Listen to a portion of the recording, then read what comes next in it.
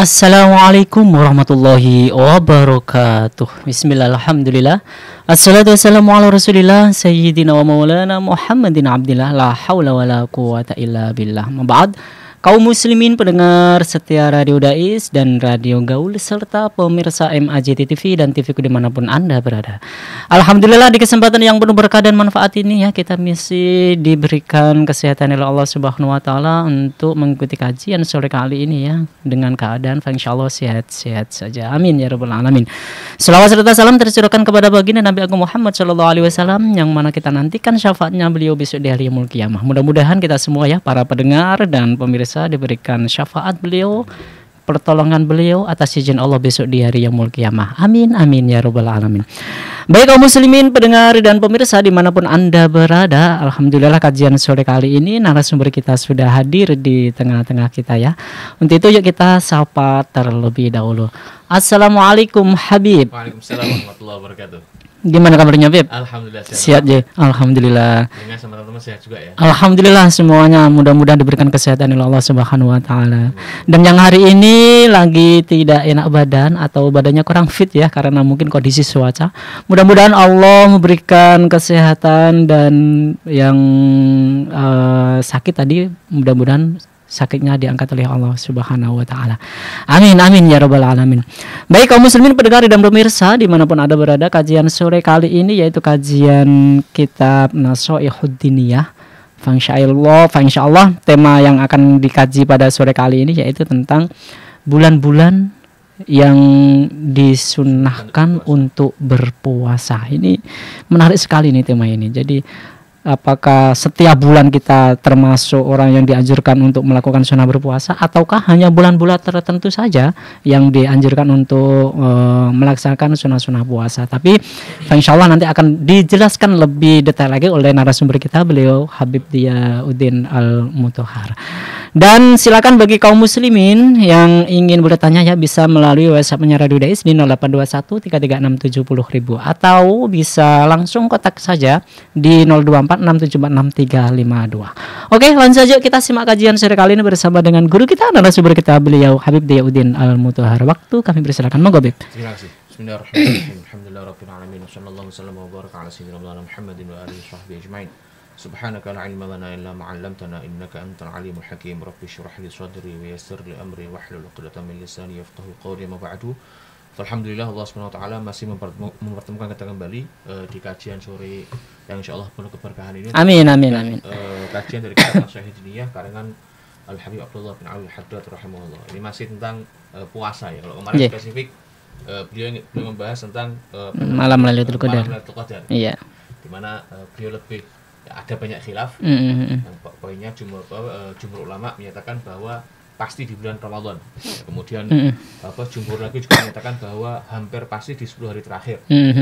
Kemudian di malam ganjilnya juga lebih lebih mungkin untuk terjadi Lailatul Qadar. Walaupun kemudian secara pribadi beliau penulis kitab ini ya, yaitu Al-Habib Abdullah Haddad ingin menampilkan bahwa saya lebih condong, kata beliau, ke pendapat bahwa Lailatul Qadar itu berpindah-pindah dari mulai awal Ramadan. Ya, tentu dengan tujuan supaya kita tidak meremehkan ibadah apapun gitu. Betul. Ramadan. Sehingga kemudian setelah bisa dibilang selesai membahas tentang Lailatul Qadar, beliau menutup dengan salah satu dari berbagai atau beberapa peristiwa besar yang terjadi saat bulan Ramadan. Sehingga di sini beliau rahimahullah menyebutkan tsumma alam anna syahr Ramadan syahrun mubarak 'alal muslimin. Kemudian ketahuilah bahwa bulan Ramadan itu adalah bulan yang penuh keberkahan bagi kaum muslimin. Itu dalam konteks pahala jelas ya. Satu kali fardu dibalas oleh Allah dengan 70 kali lipat. 70 kali lipat, betul. Diganti atau dipahalai dengan sama dengan pahalanya. Sama dengan kewajiban. Itu dalam konteks pahala ibadah, ya. Tapi kemudian beliau menjelaskan bahwa selain dalam konteks pahala, ternyata ada kejadian penting ya yang dialami oleh Nabi Muhammad sallallahu alaihi wasallam di Ramadan. Apa saja itu? Di antaranya wa fil yaumi sabi asyar minhu. Di tanggal 17 Ramadan kanat waq'atu Badr. Ya, itu adalah waktu terjadinya perang Badar. Itu ini sebuah perang yang amat sangat fenomenal ya. Itu satu titik balik bagi kaum muslimin. Bahkan dalam sirah disebutkan Nabi Shallallahu Alaihi Wasallam sempat berdoa kepada Allah Iya. pada Allah Taala di malam sebelum perang itu, ya Allah, intahlik hadhil isabah lam tu'bad ba'du. Wahai Allah, jika engkau hancurkan kelompokku ini, ya kelompok saat ini untuk perang besok, maka kedepannya nggak akan ada lagi orang yang menyembah engkau. Iya. Ini karena jadi momen paling terpenting. Iya. Sehingga kemudian perang Badar juga disebut sebagai wa huwa yaumul furqan. Itu adalah hari pembeda. Mana yang hak dan mana yang batil. Ya. Yaumul taqal jam'an, ya hari di mana kedua belah ya hak dan batil itu bertemu untuk kemudian berperang menentukan mana yang mendapatkan restu dari Allah Subhanahu wa taala. Itu perang Badar, yaitu perang Badar. Dan tepat spesifik tanggal 17 Ramadan. Ini hampir tidak ada khilaf soal terjadinya itu. Karena dalam semua kitab sejarah menyebutkan memang perang Badar terjadi di bulan Ramadan dari tanggal 17 Ramadan. Kemudian disebutkan wa fi Ramadan kana fathu Makkah al-musyarrafah. Juga terjadinya ya Fathu Makkah, pembebasan kota Makkah juga di bulan Ramadan. Ya. Kalau salah di tanggal 20-an atau puluhan itu. Saya lupa karena dalam riwayat disebutkan Nabi setelah masuk di Fathu Makkah itu kemudian Nabi di situ sampai masuk Syawal. Ya. Sampai masuk Syawal, kemudian perang Hawazin, kemudian beliau umrah dari di bulan Dzulqa'dah lalu pulang ke Madinah. Iya. Ya, itu juga peristiwa yang luar biasa karena disitulah kemudian Allah Ta'ala menjawab atau memberikan kenyataan ya bahwa janjinya Allah Ta'ala dalam surat Al-Fatih itu dibuktikan saat Fathu Makkah, di mana di Al-Quran disebutkan bahwa Allah Ta'ala menjadikan kelak engkau kaum muslimin kalian akan masuk ke kota Makkah secara aman. Muqassirina muhalliqin, kalian akan potong rambut ya sebagai bentuk umrah yang nyaman. Wa dukhulun nas fi dinillahi afwaja, juga terjadinya masuknya orang-orang kepada agama Allah secara bergelombang. Itu juga di Fathu Makkah. Bahkan disebutkan di Fathu Makkah itu ada sekitar 2.000 sampai 3.000 orang yang sekaligus masuk Islam. Masya Allah. Di hari itu. Ya, di hari pembebasan kota Makkah. Itu sebuah peristiwa yang juga luar biasa bagi kita kaum muslimin. Wa fihi lailatul qadri allati hiya khairun alf syahr. Juga dalam bulan Ramadan ada Lailatul Qadar yang mana itu lebih baik daripada 1000 bulan. Ini juga terkait dengan perang-perang tadi, kita juga seakan-akan diajarkan bahwa ada momen-momen yang kemudian perlu kita renungi, perlu kita ingat ya, bahwa Allah Ta'ala sudah memberikan nikmat yang luar biasa kepada kita. Ya, memberikan kepada Nabi Muhammad dan para sahabatnya ya kemudahan yang kemudian agama tadi bisa kita terima sampai saat ini. Ya, sehingga kemudian kita tahu bahwa dalam adat kita ya setiap tanggal-tanggal besar pasti ada syukurannya. Ya, entah dalam bentuk pembacaan tahlil atau pengajian atau itu apapun bentuknya itu merupakan bentuk syukur. Yang kemudian disebutkan oleh oleh para ulama itu diambil diantaranya adalah terkait dengan puasa hari Senin. Jadi ketika Nabi Shallallahu Alaihi Wasallam ditanya oleh para sahabat, ya Rasulullah, mengapa engkau puasa hari Senin? Nabi jawab, dzaka yaumu wulidtu. Dzaka yaumu wulidtu, itu adalah hari di mana aku lahir. Ya.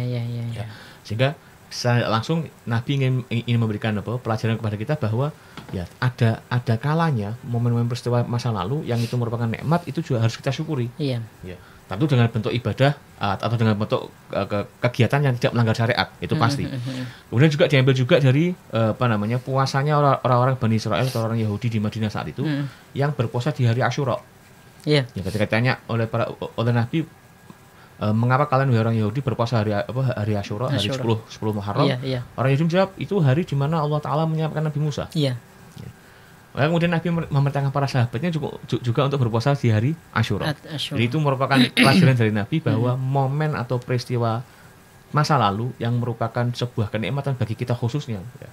Maka kemudian perlu kita syukuri, perlu kita kita peringati dengan kegiatan-kegiatan yang tidak melanggar syariat tentunya. Jadi jangan kemudian pesta sakarepe dhewe. Harus jangan sampai keluar dari koridor syariat.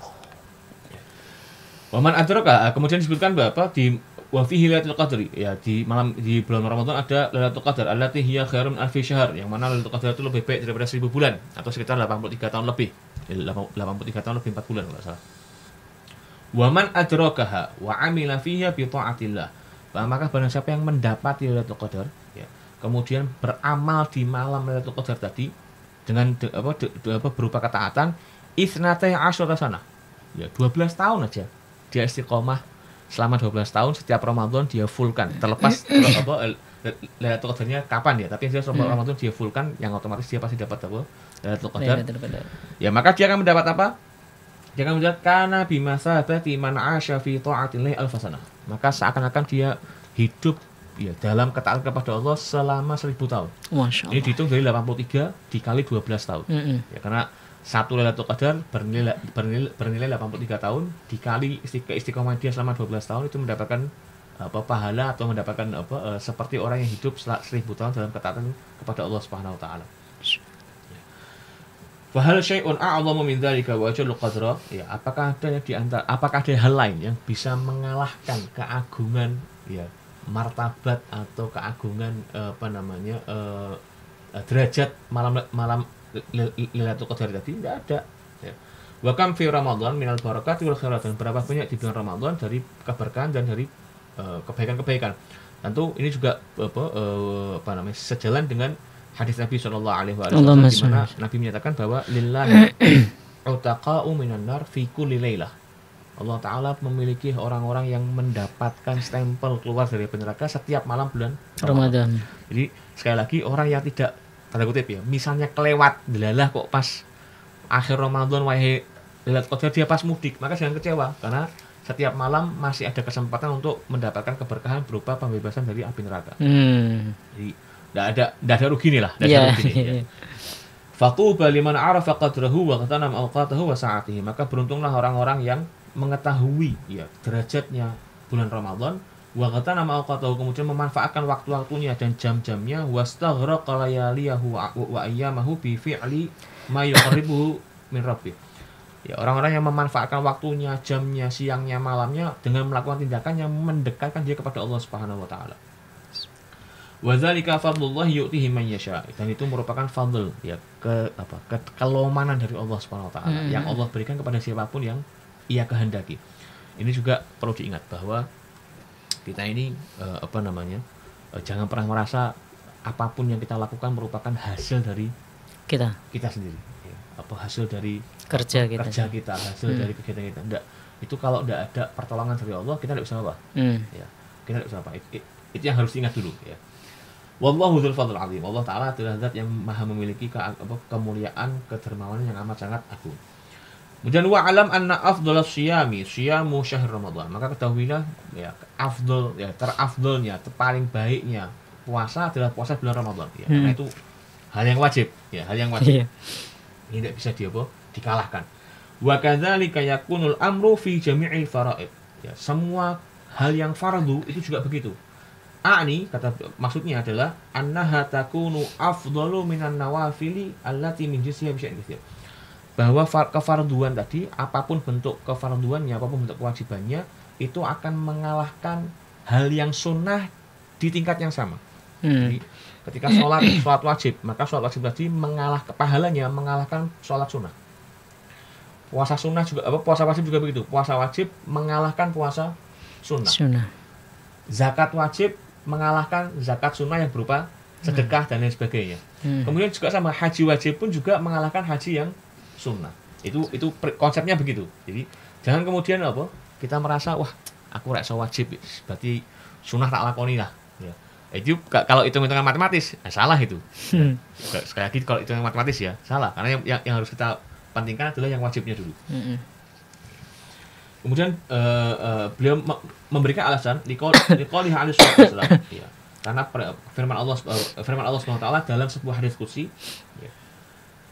Anillahi ta'ala ma taqarrabal mutaqarribuna ilayya bimithli ajri ma aftaratu 'alaihim. Ya, tidaklah seorang ya mendekatkan dirinya kepadaku yang lebih afdal, lebih mulia utama dari apa yang aku fardukan, aku wajibkan atas mereka. Jadi tidak ada di hadis ini Allah menyatakan bahwa kalau ada orang mendekat kepadaku, ya kalau ada antara sunnah dengan yang wajib, maka pasti kata Allah Ta'ala yang wajib untuk dekat kepadaku ini akan lebih aku dekati. Tidak ada yang lebih afdal dari itu. Ya. Kemudian wala yazalul abdu yataqarrabu ila bin nafil. Setelah itu baru kemudian sunnahnya kerjakan. Nah, kalau sudah mengerjakan yang wajib, kemudian istiqomah dengan sunnah, maka kemudian Allah Ta'ala melanjutkan, ya bahwa senantiasa seorang hamba mendekatkan dirinya kepadaku dengan sunnah-sunnah yang dia lakukan, hatta uhibbah, sampai aku mencintainya. Ini juga sebagai ulama kemudian dalam konteks apa? Dalam konteks tasawuf menyatakan, ya mahabbahnya Allah Subhanahu wa taala itu baru ada kalau kita mengerjakan wajib plus sunnah. Jadi kalau Anda cuma mengerjakan wajib, ya jangan berharap mahabbah dulu. Tapi kalau Anda sudah wajib plus sunnah, ya silakan Anda berharap mahabbah dari Allah Taala. Kenapa? Karena di hadis qudsi ini Allah Taala menyatakan bahwa ya la yazal abdu yataqarrabu ilayya binawafil, ya orang-orang yang senantiasa mendekatkan dirinya kepadaku dengan yang sunnah-sunnah. Sementara sebelumnya Allah menjelaskan bahwa tidak ada yang lebih afdal daripada mendekatkan diri kepadaku dengan kewajiban. Sehingga yang wajib kalau sudah dilakukan, kemudian sunnah pun juga diistiqomahkan, maka silahkan Anda berharap mahabbah Allah Subhanahu wa taala. Jadi kalau enggak, ya jangan berharap mahabbah dari Allah Taala. Al-hadits. Tsumma shaumul ashhuril hurum. Kemudian setelah puasa Ramadan ada puasa Ashhurul Hurum, ya puasa bulan-bulan yang haram, ya atau bulan yang mulia. Ini haram artinya yang mulia ya, bukan haram yang dilakukan ya, suci gitu. Wahia arba'atun, ya bulan haram ini ada 4. Dzulqa'dah, yaitu bulan Dzulqa'dah, Dzulhijjah, Muharram, Rajab. Jadi Dzulqa'dah, Dzulhijjah, Muharram, kemudian Rajab. Di 4 bulan ini adalah disebut dengan bulan-bulan yang mulia, bulan-bulan yang haram. Dzulqa'dah, Dzulhijjah, Muharram urut, karena setelah Dzulqa'dah, Dzulhijjah kemudian Muharram. Sementara Rajab sendirian, maka kemudian Rajab sering disebut dalam bahasa Arab dengan Rajab Fard, ya karena Rajab itu sendirian. Ini diambil dari mana dasarnya bahwa puasa bulan haram itu sunnah? Diambil dari sebuah hadis yang diriwayatkan di Abu Dawud kalau tidak salah, di mana Nabi SAW kedatangan seorang sahabat yang melaporkan bahwa ya Rasulullah, aku ini kuat puasa, maka perintahkan aku untuk puasa. Kami menyatakan ya puasa 3 bulan, puasa seminggu sekali. Aku kuat ya Rasulullah. Ya sudah puasa setiap bulan 3 hari. Aku kuat ya Rasulullah. Terus Nabi menyatakan sum minal ashhuril hurum watruk. Puasalah di bulan-bulan haram, atau kalau engkau mau tinggalkan. Maka dari itu para ulama sepakat menyatakan bahwa berarti puasa di bulan haram hukumnya mutlak sunnah. Ya hukumnya mutlak sunnah. Ya. Dan sekali lagi bulan haram ada 4, yaitu Dzulqa'dah, Dzulhijjah, Muharram dan Rajab. Qala Allah Ta'ala berfirman, inna iddatasy syuhuri 'indallahi 12 syahra. Ya, sesungguhnya bilangan bulan di sisi Allah adalah 12 bulan. Fi kitabillahi yauma khalaqas samawati wal ardh. Di mana yaitu sudah Allah tetapkan semenjak Allah Ta'ala menciptakan langit maupun bumi. Minha arba'atun hurum. Ya, di antara 12 bulan ini ada 4 bulan yang disebut dengan istimewa. Suci. Yang kemudian disebutkan bahwa di bulan haram ini bukan hanya diistimewakan oleh umat Nabi Muhammad SAW, tapi juga diistimewakan oleh umat terdahulu. Ya, termasuk disebutkan ini adalah salah satu ajaran peninggalan Nabi Allah Ibrahim. Itulah sebabnya kenapa dulu orang Arab ya sebelum Nabi Muhammad diangkat sebagai nabi, sangat amat menghormati bulan haram ini sampai mereka tidak berani perang. Jika sudah masuk bulan Dzulqa'dah, Dzulhijjah, Muharram, mereka stop. Perang konflik apapun dihentikan. Yang kemudian oleh Islam, karena ini adalah peninggalan yang baik, tetap dipertahankan sehingga 4 bulan ini kemudian tetap dihukumi sebagai bulan yang mulia. Ya. Cuman dirubah dalam Islam dengan cara berpuasa tadi. Waqat arada, dan juga telah sampai kepada kita sebuah riwayat hadis anna shauma yaumin minal ashhuril hurum, bahwasanya puasa 1 hari di bulan-bulan haram, ya atau dari bulan-bulan haram, ya'tilu siyama 30 yauman min ghairiha. Itu bernilai sama seperti puasa 30 hari selain di bulan haram. Jadi di hadis ini seakan satu hari misalnya kita puasa di bulan Muharram 1 hari, itu pahala puasa kita sama dengan 30 hari sebulan. Ya. Enak kan? Ya, 1 hari tok pahalanya seperti sebulan. Wasiyam yaumin min Ramadan. Sementara puasa 1 hari bulan Ramadan, ya aqilu siyama 30 yauman min ashhuril hurum.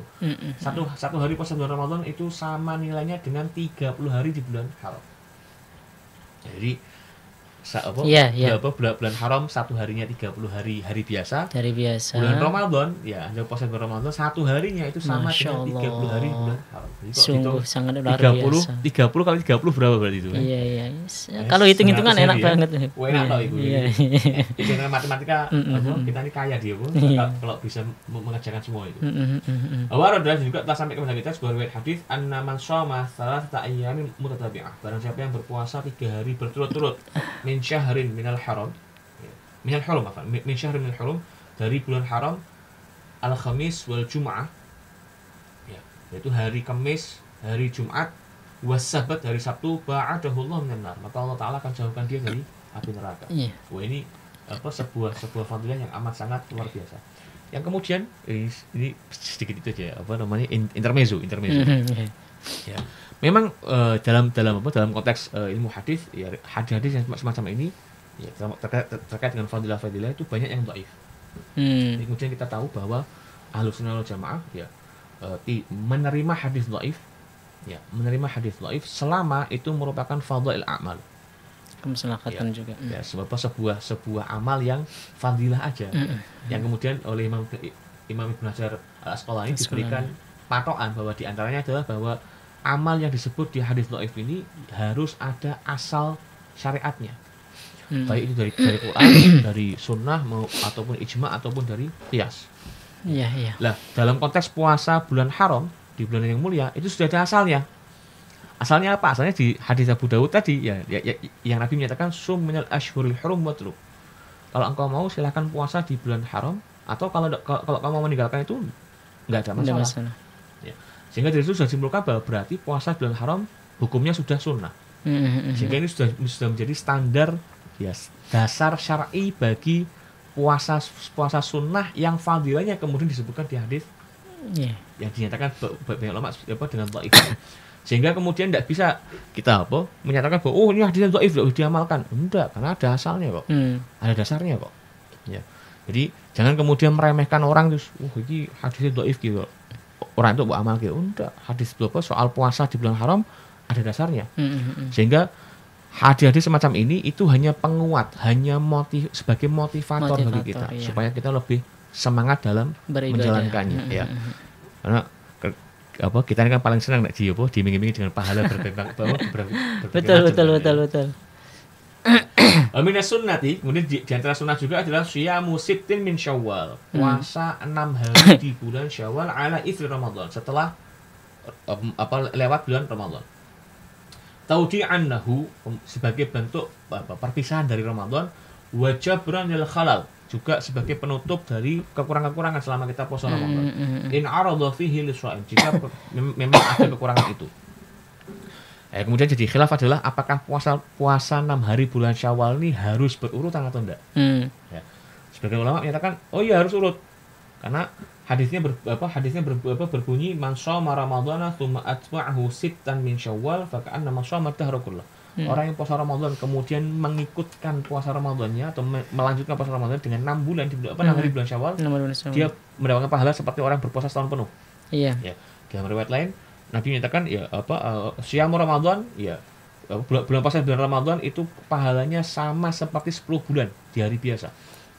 Kemudian 6 harinya di bulan Syawal itu pahalanya sama dengan 2 bulan sehingga komplit setahun. Jadi pendapat kami menyebutkan bahwa puasa Syawal 6 hari Syawal itu harus urut. Ya, berarti setelah Id tanggal 1, kemudian tanggal 2, tanggal 2, tanggal 3, tanggal 4, tanggal 5, tanggal 6, terus tanggal 7. Yang kemudian tanggal 8-nya kita kenal dengan istilah bodo Syawalan, lebaran Syawalan. Itu mungkin juga para sepuh kita zaman dulu puasa, puasa kemudian tanda kutip pestanya baru tanggal 8 Syawal. Tapi kemudian ada sebagian ulama menyebutkan enggak. Karena di hadis ini Nabi menyebutkan sittan dalam konteks nakirah. Dalam bahasa Arab nakirah itu berarti bebas ya. Pokoknya 6 hari di bulan Syawal. Sehingga walaupun tidak urut pun tetap insyaallah dihitung sebagai pahala mengikutkan puasa Syawal dengan puasa Ramadan. Tapi kalau tanya yang afdal mana, jelas yang urut ya. Tapi kalau emang tidak bisa karena eman-eman panas akeh wis ambil pendapat kedua juga insyaallah tetap dapat pahala. Jadi tidak ada masalah mau urut ataupun mau tidak urut. Wa minal fadhaili shaumu yaumi Arafah. Juga di antara kemuliaan adalah puasa di hari Arafah atau 9 Dzulhijjah.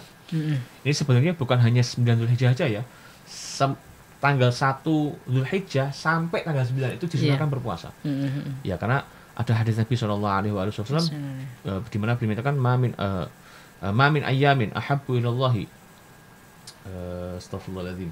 Kalimatnya kalau tuh lagi lebih. Pokoknya maknanya gini. Tidaklah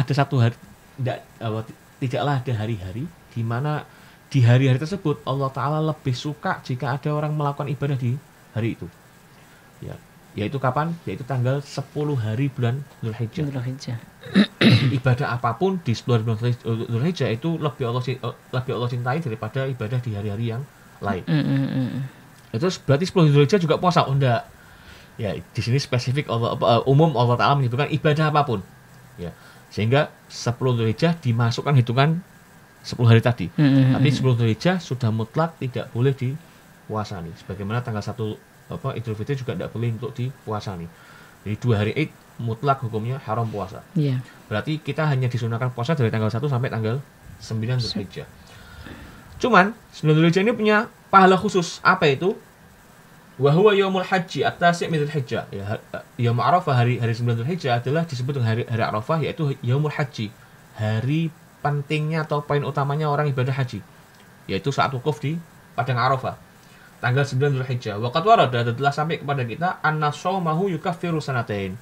Bahwa puasa hari Arafah itu bisa menghapuskan dosa selama 2 tahun. Ya, kalau di riwayatnya Imam Muslim disebutkan ahtasibu 'ala Allah ayyukaffira sanatal madhiyah wal baqiyah. Aku berharap kepada Allah SWT supaya puasa hari Arafah ini menghapuskan dosa yang telah lampau dan yang akan datang. Ya. Tapi poinnya sunnahnya bukan hanya pas 9 Arafah ya. Bukan hanya pas hari Arafah, tapi 9 hari sebelumnya pun juga disunahkan.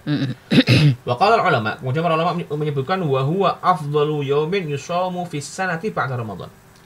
Sebagian ulama menyebutkan bahwa hari Arafah atau puasa di hari Arafah itu adalah hari yang paling afdal untuk dipuasani selain bulan Ramadan.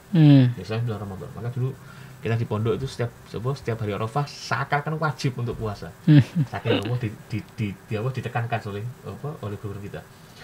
Wala yustahabbu lil haja, tapi puasa hari Arafah ini ada pengecualian, yaitu tidak disunahkan bagi orang yang sedang berhaji. Ya. Supaya apa? Supaya li ajril quwwati 'ala du'a fil mauqif wal qiyam bil manasik. Supaya orang yang haji tadi bisa lebih fokus dan lebih kuat untuk menjalankan manasik hajinya dengan doa dan lain sebagainya di padang Arafah.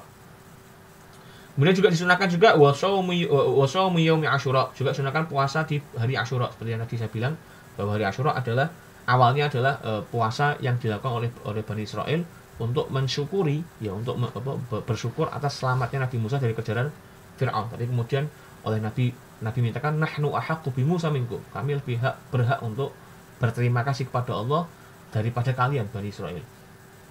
Kapan itu hari Asyura? Wa huwal 'ashir minal Muharram. Yaitu di tanggal 10 bulan Muharram. Ini juga sama dengan Dzulhijjah, sebenarnya bukan hanya pas Asyura saja, tapi juga bulan Muharram secara mutlak.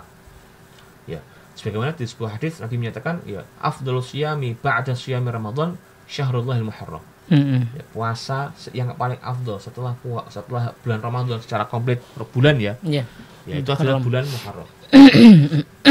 Tapi sekali lagi bahwa Asyura-nya lebih sangat ditekankan.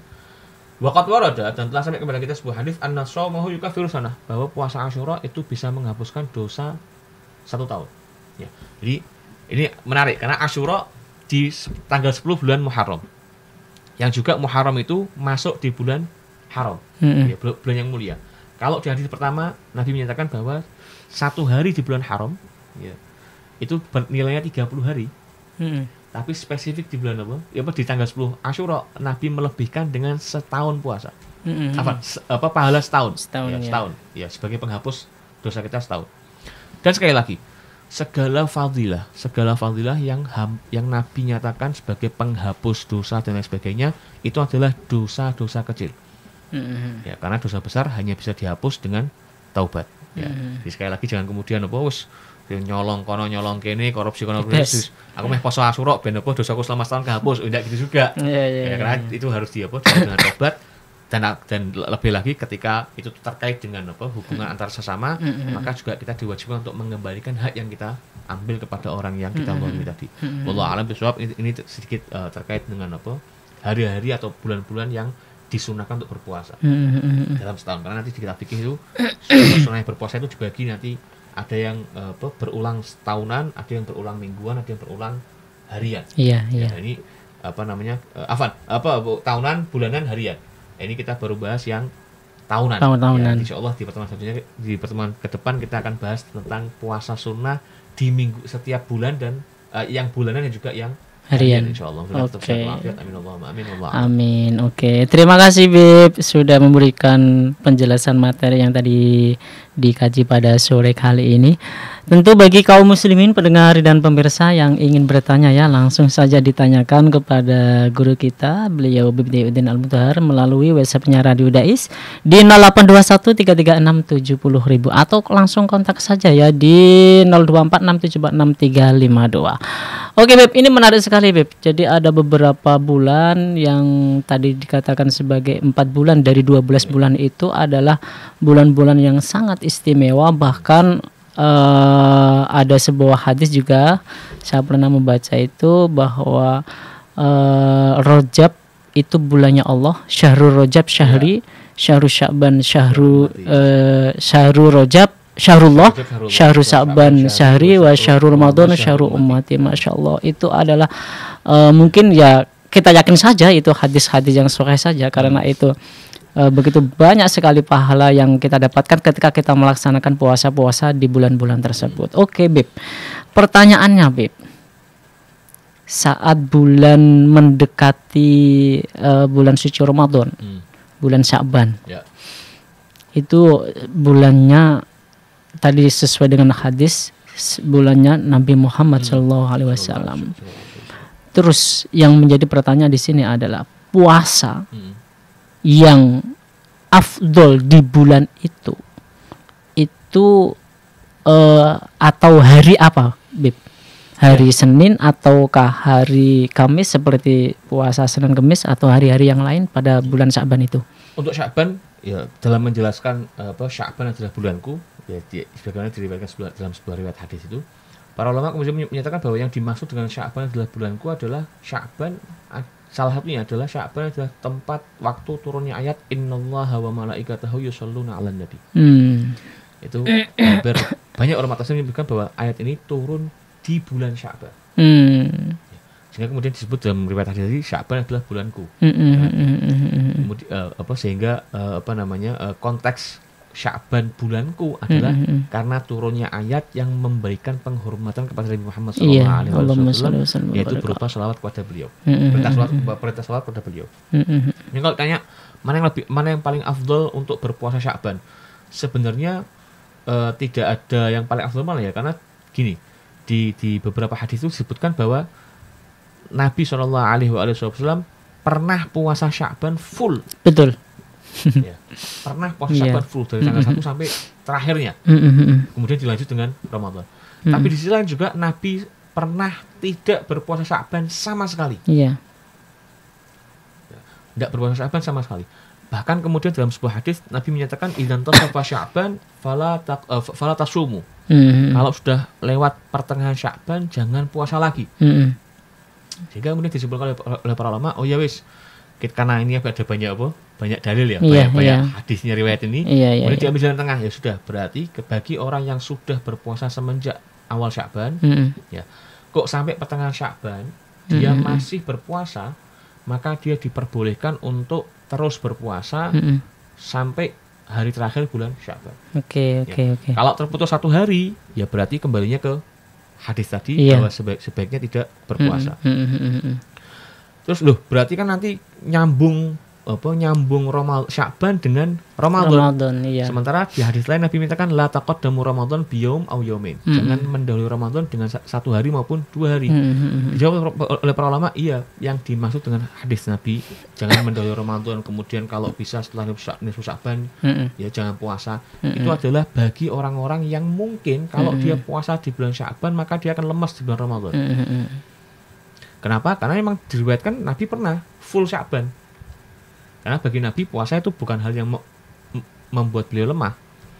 Sehingga disimpulkan yaitu tadi bahwa tidak bolehnya berpuasa ya sampai di tanggal terakhir Sya'ban itu demi untuk menjaga semangat kekuatan supaya di Ramadan ini tidak lemes. Oke. Kalau tanya mana yang paling afdol, kalau bisa dari tanggal 1 sampai 15. Ya, bahkan 15 itu ada sebuah riwayat hadis ya Nabi menyatakan astagfirullah. Di hadis itu Nabi menyatakan ya kalau sudah sampai pertengahan nisfu Sya'ban ya faqumu lailaha wa sumu nahara. Faqumu lailahu wa sumu naharahu. Ya, maka bangunlah dengan ibadah di malam nisfu Sya'ban dan puasalah di esoknya tanggal 15. Ya, jadi afdolnya di tanggal 15 tadi. Kalau memang mau dilanjut, monggo, terutama bagi orang-orang yang masih punya tanggungan puasa.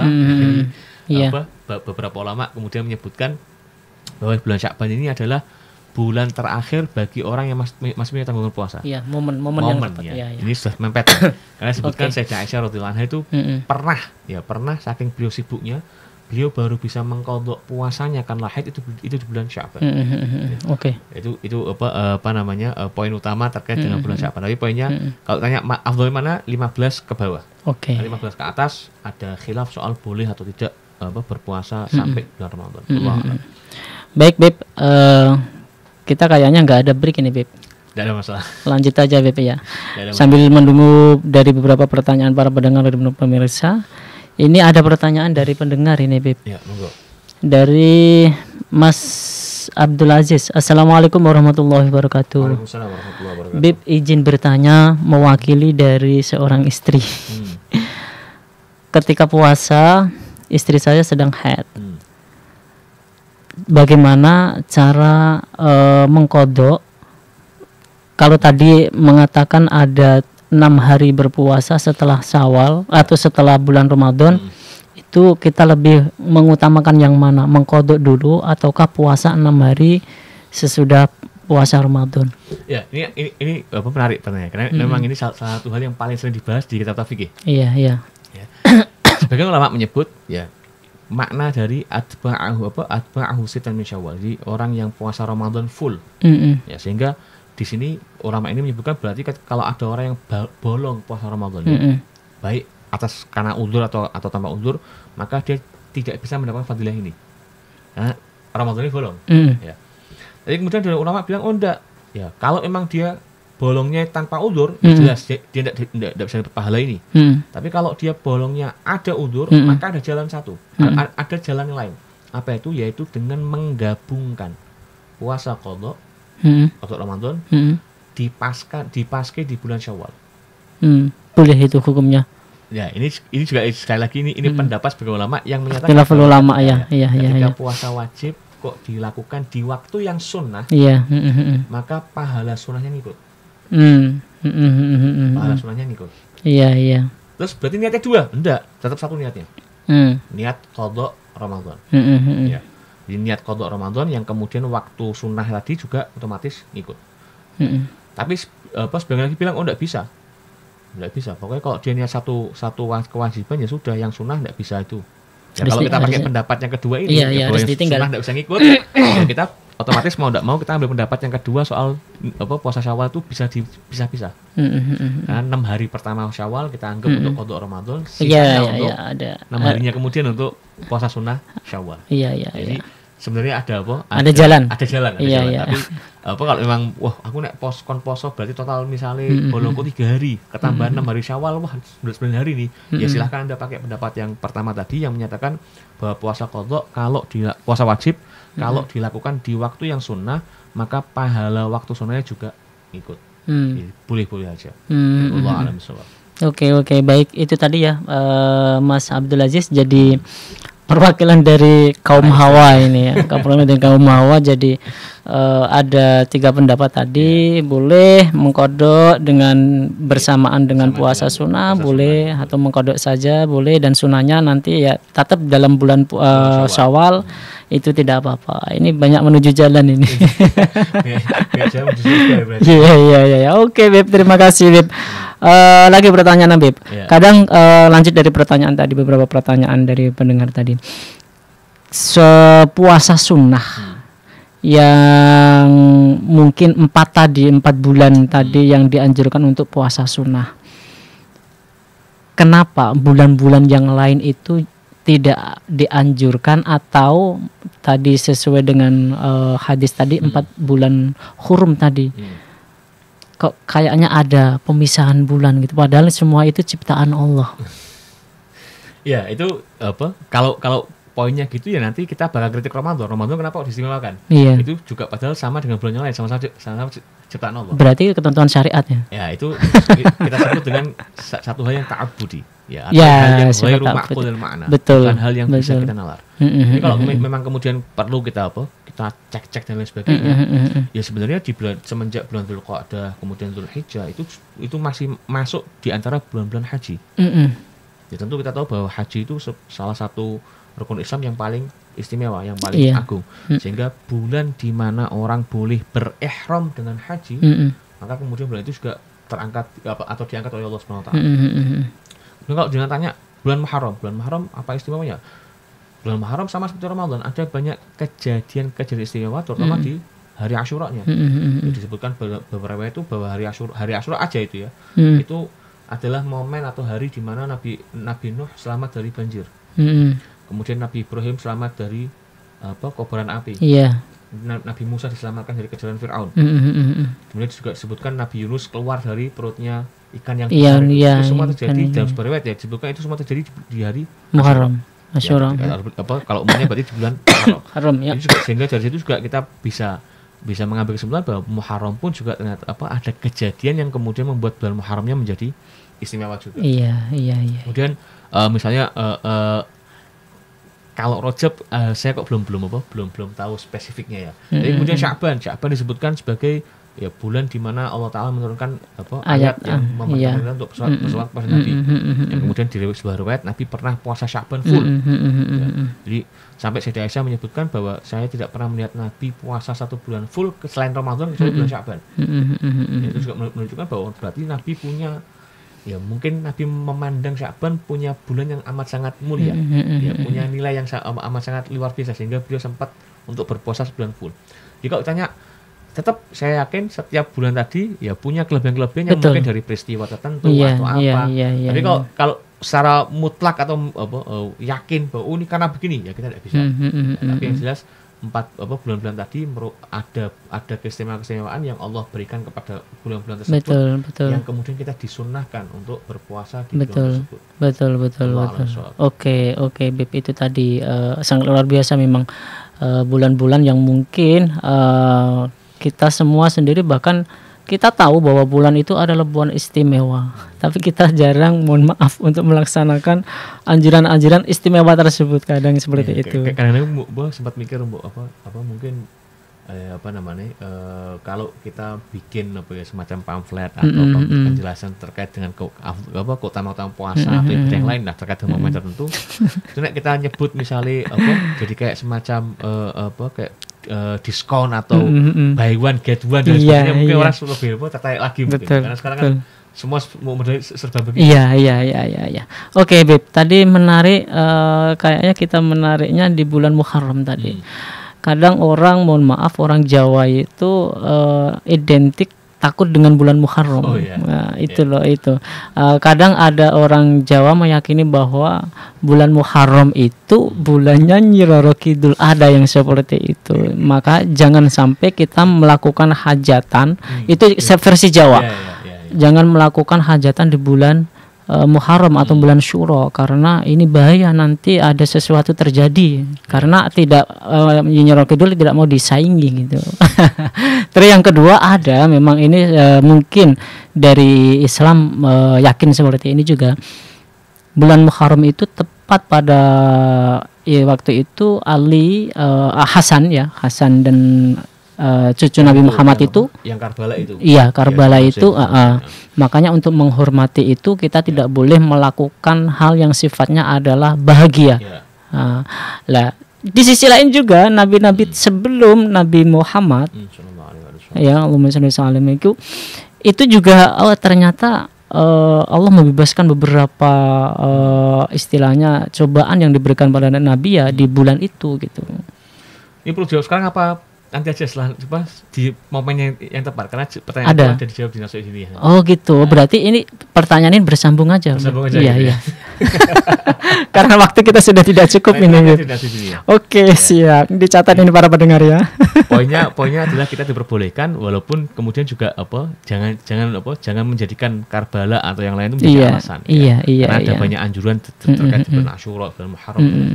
Yang penting intinya adalah dibahas di satu pembahasan. Oke. Tema berikutnya Habib. Intinya adalah kemaslahatan umat itu intinya. Oke, baik, terima kasih Habib atas waktunya, sudah meluangkan waktunya untuk mengisi kajian sore kali ini di Radio Dai. Semoga kita semua para pendengar dan pemirsa diberikan keberkahan dalam mendengarkan kajian sore kali ini oleh Allah Subhanahu wa taala. Habib minta doanya, Habib. Bismillahirrahmanirrahim. Alhamdulillahirabbil alamin.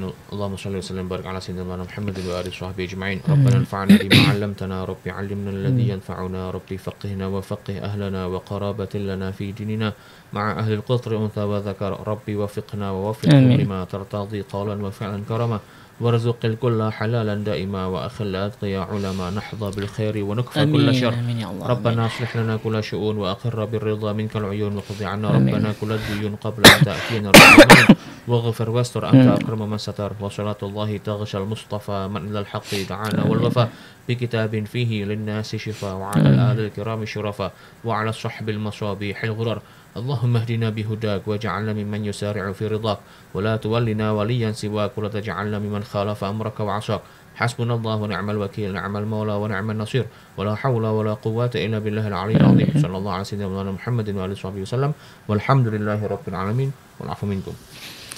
Alhamdulillah pemirsa dan pendengar setia Radio Dais dimanapun Anda berada. Alhamdulillah kajian sore kali ini sangat menarik tadi ya, bahkan sampai bersambung berikutnya nanti ya.